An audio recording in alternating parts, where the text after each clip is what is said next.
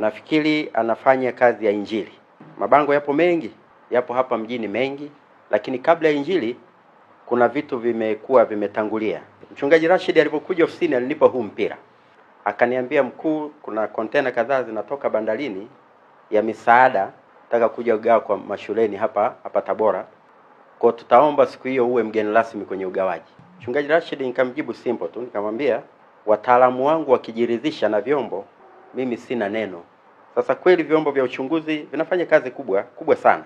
Kwa hatimaye wakawa na dauti na aina ya mpira na vipeperushi vya namna hii. Alama zilizopo kwenye huu mpira, lakini na rangi zilizopo kwenye vipeperushi hivi. Sasa wakishaweka dauti, manake wana extend uchunguzi.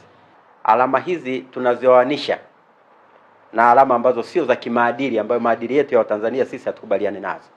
Kwa tukaamua mipira yote na vipeperushi vyote ambavyo wamepewa watoto vikusanywe.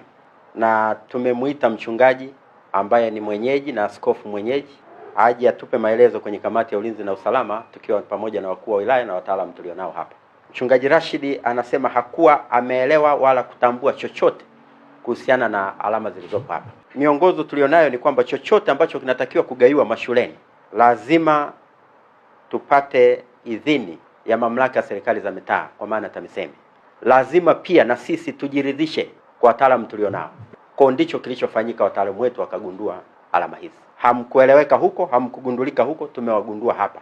Kosa linapogundulika ni hapo linachukuliwa hatua. Kwa hatua tulioichukua kwamba mkutano huo hautakuwepo kama walivyokuwa wamepanga, lakini kwa sasa tumeufunga na tumekanseli kibali hicho. Wametuambia wapo zaidi ya 10 au 20 hapa mjini. Waondoke leo, wasilale katika mji huu hapa. Mchungaji Rashid na mwenzake tumemwambia ripoti polisi kutoa maelezo.